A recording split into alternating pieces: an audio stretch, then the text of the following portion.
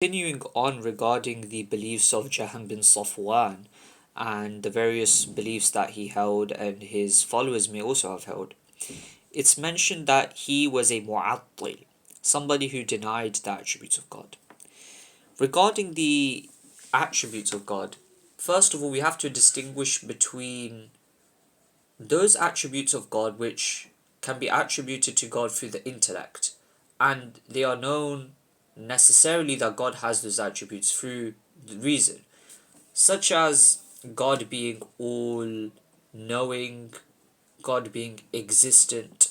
These are fundamentally related to His being the necessary existent. Then there are those attributes which aren't known through the reason necessarily, but they are only known through revelation, such as the some of the attributes of God that are mentioned in the Quran, such as the fact that God has, a hand, yadullahi fawqa aydihim, the hand of God is above their hands, or that فَأَيْنَمَا تُوَلُّوا فَثَمَّ وَجْهُ اللَّهِ, then whatever you turn yourself towards, and there is the face of God. That would be the literal translation. Or Ar-Rahmanu ala al-arsh istawa, the most merciful rose upon the throne. Again, all of these attributes are only known through revelation for God. And the issue with some of these attributes is that they may entail, at least according to the understanding of certain groups, and not so according to the understanding of other groups, it may or may not entail anthropomorphic beliefs regarding God. And so an issue comes is, how do we understand these attributes? Jahm bin Safwan was one of the first thinkers to essentially negate these attributes. And his negation was very extreme in this matter. He is reported as having said that, by God, if I could find a way to rub it out, meaning the word istawa, rising upon, for God, I would rub it out of the mushaf. Meaning, he wished to rub this verse out of the Quran, which refers to God rising upon the throne, because of the fact that it gives a anthropomorphic understanding of God's attributes. Of course, the response of the other schools of thought is quite different. The Mu'tazila would posit that we should figuratively interpret or metaphorically understand these attributes. That they are referring to metaphors that refer to the attributes of God which are known through reason. So for example, they would say that istawa is in fact istila, meaning istawa, rising upon the throne, is actually a metaphor for controlling all of the creation, because the throne essentially is one of the greatest creations of God, and if God can control the throne, then God controls all of creation. So it's a metaphor for God's might and power. And Abu Hanifa mentions this interpretation that the Mu'tazila made of terms such as istiwa or yad or wajh, hand, face, and rising upon, above the throne.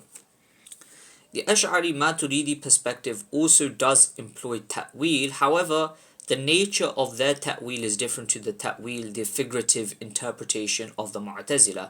Whereas the Mu'tazila would posit their metaphorical interpretations with absolute certainty, the Ash'aris and Maturidis would only argue that these are possible metaphorical interpretations, meaning it is not known with 100% certainty that these are the meanings intended by God. So for example, they would say that wherever you turn yourselves, then there is the face of God, that this verse may possibly be referring to the countenance of God. However, it's not known with 100% certainty if this is the exact meaning, because God himself best knows the meaning. The other interpretation that is given by the Ash'aris is the methodological sort of hermeneutic tool of tafwidul ma'na, which is essentially negating the meaning to God. This is by saying that whatever does not befit God's majesty, meaning having a physical limb or being encompassed or limited by time and place, that is impossible for God, and that is not the intended meaning of these verses. However, what the intended meaning actually is left to God alone, for he best knows what he intended when he revealed such verses, attributing himself with these attributes. The Athari or Hanbali perspective is that of tafwidul kayf, which is to say that the apparent meaning, again there's a distinction between literal and apparent.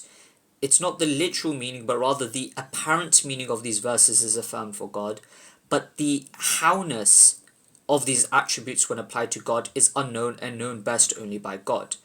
So the Atharis take a more textual understanding, the Ash'aris and Maturidis attempt to take a more reconciliatory understanding between reason and revelation, and the Mu'tazila tend towards a more reason-based interpretation. However, all three of these still fundamentally accept the text, the religious text of the Quran and the Sunnah. They still accept that the Quran attributed God with these attributes, and that therefore, God is attributed with them, is just a difference in meaning and understanding them. But some may go to the extent of negating these attributes altogether. Of course, it's important to remember that many statements attributed to Jahm bin Safwan might not necessarily be completely authentic. It might have been back projected to him by later theological opponents of his. Now, we don't necessarily have to negate these reports. It's not necessarily the case that he didn't say these words. It's just that we have to be cautious that it might not be 100% authentic. There's also the incident of the wife of Jahm bin Safwan. It was said to her that Allah is upon the throne. Again, the normative Sunni understanding was that God is upon the throne as he described himself in the Quran and as has been described by the Prophet Muhammad. However, it's not the kind of literal sort of understanding that God is encompassed by time and space, but rather, he is upon the throne how he described himself as, but it doesn't necessitate a time and place. The Atharis would say the apparent meaning is established, but we don't know how God is upon the throne. The howness is not known. And the Ash'aris and Maturidis would say that the literal meaning is negated, but the actual meaning, what is intended by it, is known by God alone. So she responded that a limited being on a limited thing, meaning that if you say that God is upon the throne, then you're necessitating that God is limited by time and space, and he is upon something which is limited by time and space. So Al-Asma'i said she is a disbeliever with this statement. And there's two possible interpretations of this statement. One is that the Ash'ari and Maturidis would say that she was labeled a disbeliever because she affirmed limits for God, because she assumes that, God being upon the throne necessitates limits.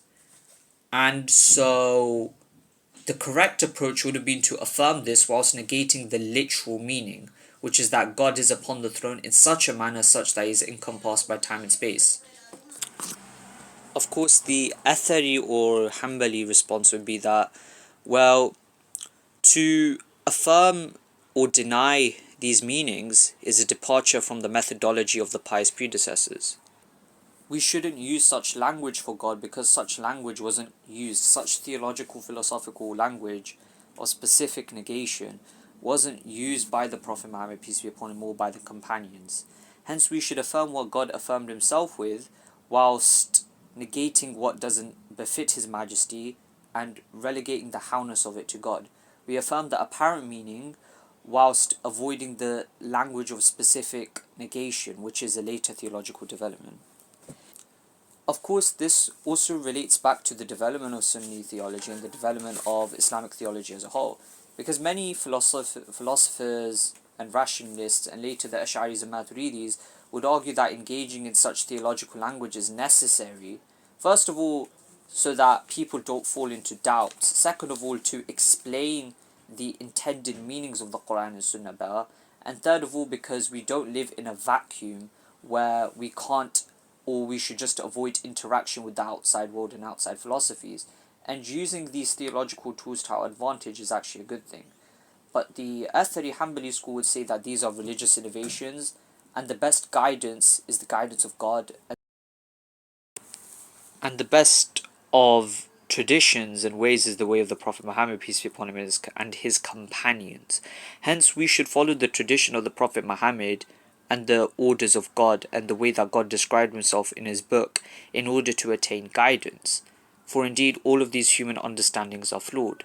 Essentially, it's understanding that whilst some theologians argued for maintaining religion in its pure, pristine form, others may have argued that we need to adapt to the outside world and use the theological tools developed by people to our advantage. Interesting point here that many Atharis, Hanbalis, and Salafis might bring up is the principle mentioned in the book At-Tadmariyah, that every mu'attil, negator of God's attributes, is in reality a mumathil, a likener of God to his creation. This is because he assumes that attributes which God attributed to himself, that these attributes inherently liken God to the creation, and therefore he negates them. He fundamentally believes that these attributes liken God to the creation, whereas in reality, for the Athari school, these attributes are actually statements of divine transcendence, because the howness of these attributes when applied to God is unique to God alone.